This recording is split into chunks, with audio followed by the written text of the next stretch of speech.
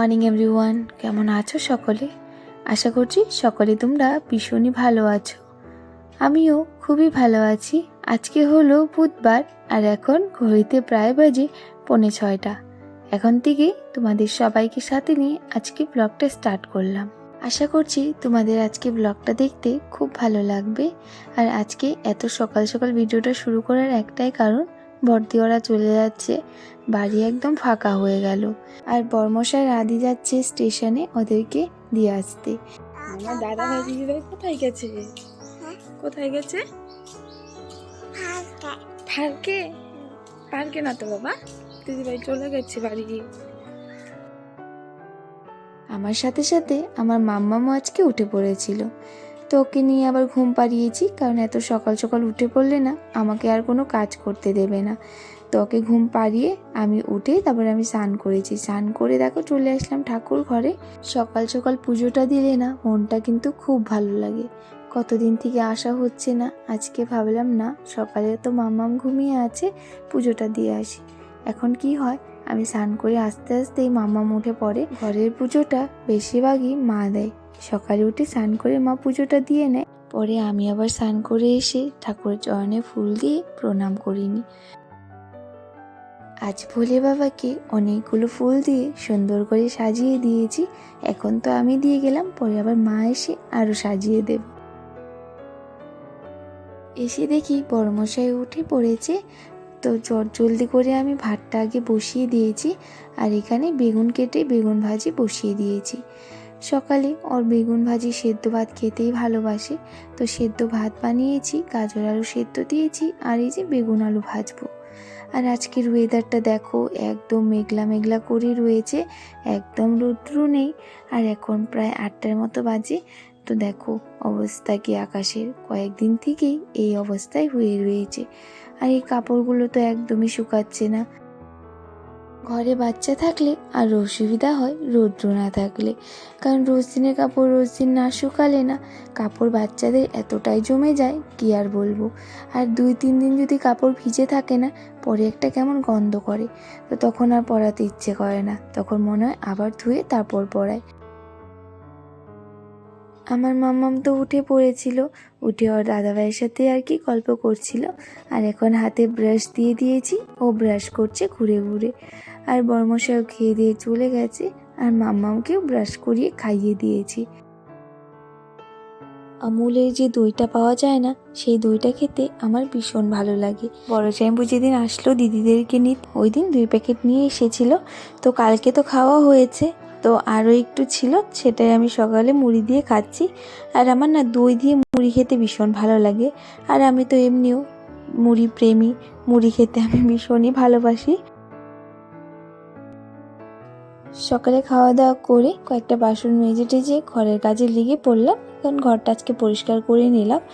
ঘরটা পরিষ্কার করে ঝাড় দিয়ে তারপর দেখি বাইরের এই টেবিলটা একদম এলোমেলো হয়ে রয়েছে। আর মাম্মার যা জুতা হয়েছে কি আর বলবো, বলে না নিজের দোকান থাকলে সব কিছু বেশি বেশি হয়। কয়েকদিন পর পরই মাম্মাম বলবে ওর বাবাকে, বাবা আমার জুতো নেই, জুতো এনে দিবে। তো কি আর বলবো, তার পরের দিন বা রাত্রে ওর বাবা জুতো নিয়ে আসে। এই করতে করতে 15-16টার উপরে হয়ে গেছে ওর জুতো। আর এখন এত জুতো হয়ে গেছে, যখন যেটা ইচ্ছে হয় তখন সেটা পরবে, পরে ছড়িয়ে ছিটিয়ে সবগুলো রেখে দিবে। হ্যাঁ, কি গান গাচ্ছ? মাম্মামের আজকে মনটা একটু খারাপই, কারণ ওর দিদিভাই ওরা চলে গেছে না, মনে পড়ছে। আমাকে কয়েকবার জিজ্ঞেস করলো, মা দিদিভাই কোথায়? বললাম দিদিভাই তো নেই। সে আর কি মনটা খারাপ করে একা একাই খেলছে। হ্যাঁ, ওর দাদাভাই কিন্তু আছে।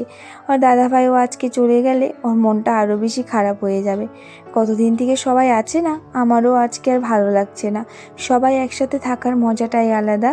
সবাই একসাথে ছিলাম, কত ভালো লাগছিল। আজকে যেন একদম বাড়িঘর ফাঁকা হয়ে রয়েছে, মনে হচ্ছে কেউ যেন একটা নেই। দেখ, এই একটা অভ্যাস হয়ে যাবে, 2-1 দিন গেলে মনটা একটু ঠিক হয়ে যাবে। নয়তো 1-2 দিন এমনই লাগবে, বাড়ি একদম খালি খালি লাগবে। ঘরটা মুছে চলে আসলাম রান্নাঘরে। আজকে না দুপুরে তেমন একটা বেশি রান্না নেই, তো বড়া বানানো হবে। তো দেখি চাউলের গুঁড়ো শেষ হয়ে গেছে, তো একটু চাউলের গুঁড়ো করে নিচ্ছি মিক্সিতে। যখন পিঠে বানানো হলো তখন বেশি করে একদম চাউলের গুঁড়ো করে নিয়ে এসেছিলো মা। এতদিন তো সেগুলো চাউলের গুঁড়োই খাওয়া হলো, কিন্তু এখনও একটু আছে, তো আরও একটু লাগবে, তার জন্য একটু করে নিলাম। আমাদের ঘরে বড়া বানালে বেশিরভাগই আমরা চাউলের গুঁড়ো দিয়েই করি। চাউলের গুঁড়ো, আটা বা ময়দা যাই থাকে ওটা দিয়ে বাস বানিয়ে নিই।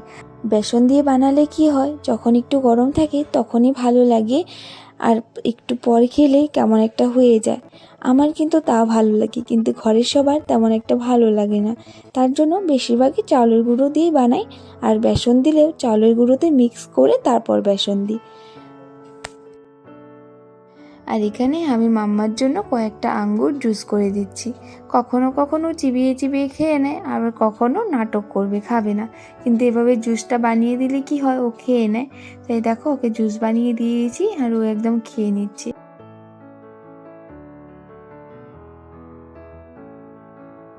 আজকে ঘরে রান্না হবে মাছের বড়া। তো এই যে মা রান্না করবে। তো এই যে এখানে মাছের বড়া বানানোর জন্য পেঁয়াজ, তারপরে কি জানি লঙ্কা আর হলো জিরে না বেটে নিয়েছে। আর এটা এমনি আমার জন্য, এটা আমার আর আদির জন্য এটা বড়া। আমি তো মাছ খাবো না তার জন্য। আর হয়েছে এখানে ডাল, বেগুন ভাজি, আলু ভাজি আছে। আজকে একদম সিম্পল মেনু।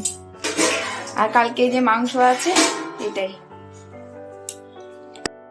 এখানে দেখো মা লাউ পাতাটা লবণ জল দিয়ে ভিজিয়ে রেখেছিল, এখন চিপে চিপে এই যে এখানে রাখছে। আর এই যে মাছগুলো সব মশলা দিয়ে মেখে নিয়েছে।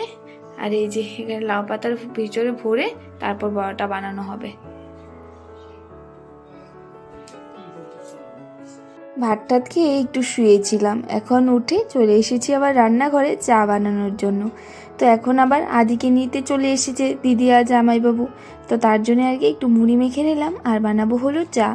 তো দিদিদেরকে জোর করে রেখে দিলাম, বললাম চাটা খেয়ে যাও, মানে আদির জন্য চাটা বানিয়েছি, অমনি দিদি ওরা চলে এসেছে। তো এই যে দিদিদের জন্য চাটা বানিয়ে নিলাম। How I wonder. তারপর তারপর তারপর হ্যাঁ অলসো, তারপর লাইকে, তারপর বা জনি জনি বলো, তারপর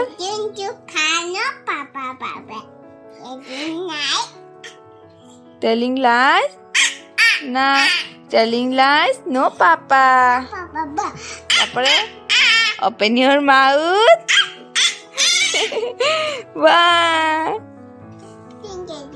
আচ্ছা বলো। তো এভাবে আজকে দিনটা কেটে গেল। আজকে ব্লগটাও কিন্তু এখানে এন্ড করছি। সবাই খুব ভালো থেকো।